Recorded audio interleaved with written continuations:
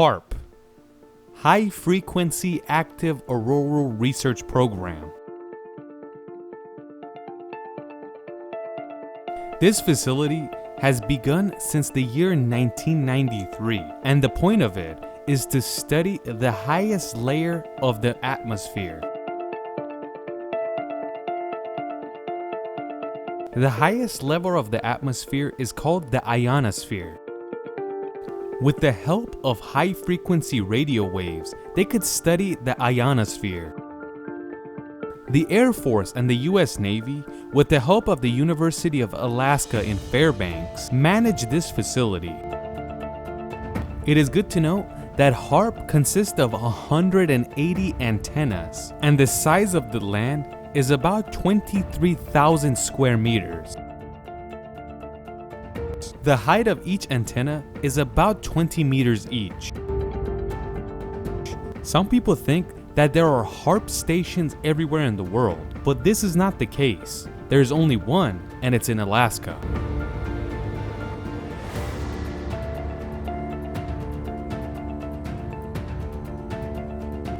HAARP announced that they're similar to a science project, and all they're trying to do is study the most unknown layer of the atmosphere, which we said it's the ionosphere.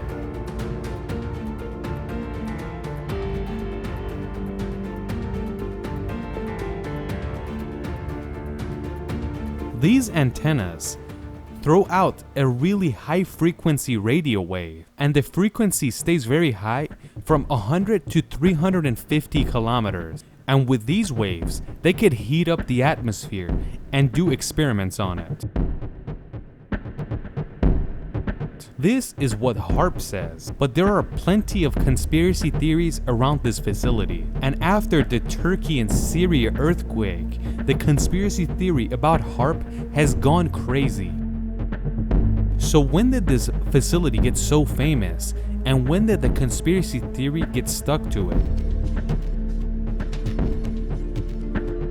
Since the year, meaning 1993, when HAARP started, these conspiracies continue to come every year. But back then it was not that famous. In the beginning, they would say HAARP controls the weather and they could choose where it rains and where there is a drought. But after 2010, when the devastating earthquake hit Haiti, and it was one of the deadliest earthquakes in history, Hugo Chavez, president of Venezuela, announced that the US government was behind the earthquake, and with the help of those instruments they have, they caused this earthquake to happen. What Hugo Chavez said blew up all around the world, and the conspiracy went around the world just as fast. You guys remember the magnitude 9.1 earthquake in Japan, and we've made a video on it. After this earthquake, conspiracy theorists believe that HAARP is responsible for this disaster. And right now, the Turkey and Syria earthquake is being blamed on HAARP as well. Obviously, there is no proof about any of this. These conspiracies goes around the world so quick, and it made a lot of people upset. And they would ask, why did so many people have to die for these people to experiment?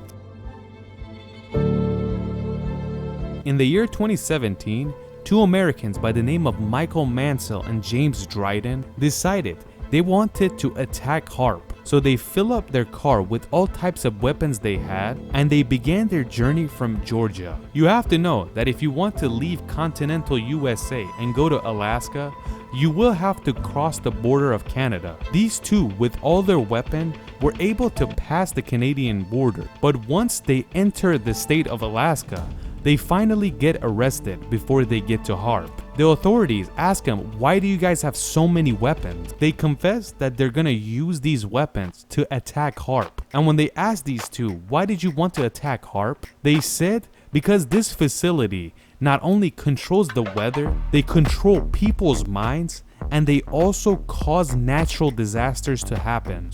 They say in 1992, Pentagon decides to create a facility like this, not only to study the atmosphere, specifically the ionosphere, but with this, we can communicate with our forces down in the ocean meaning the submarines, and also are underground tunnels for the military.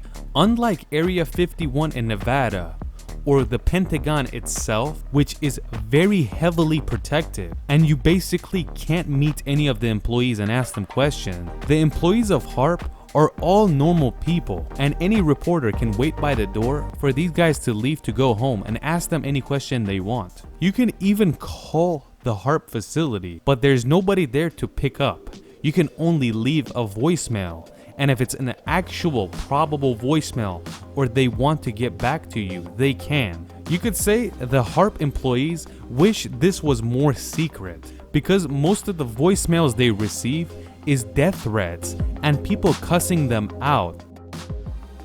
Alright, we talked about the conspiracy of controlling the weather and natural disaster. Let's talk about the mind control conspiracy. This began in the 90s, and one of the people that actually made a difference was Nick Begich. He has been writing about this facility since 1998, and he would say they're controlling our minds with it. This author has wrote a book about this place, and since it's so famous, it's translated into 12 different languages.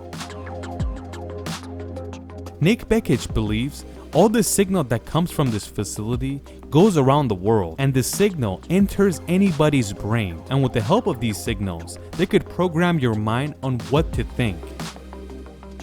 Nick believes that they do control the weather and natural disaster, but the scariest one is the mind control they do. Nick Begich always says he has a distrust in all governments because he believes that they are all the same. It is good to know that Nick's father was a congressman and he was also a pilot. And in the 1960s, when he was trying to fly somewhere, his airplane disappears into thin air and he and his plane were never found again. And that is why, since Nick Begich was a child, he had a distrust in government, and he believes the government took his father from him. But the people that are against the conspiracy say this place is way too open to be secretive. When the Pentagon is so protected, Area 51, you can't even take pictures near it.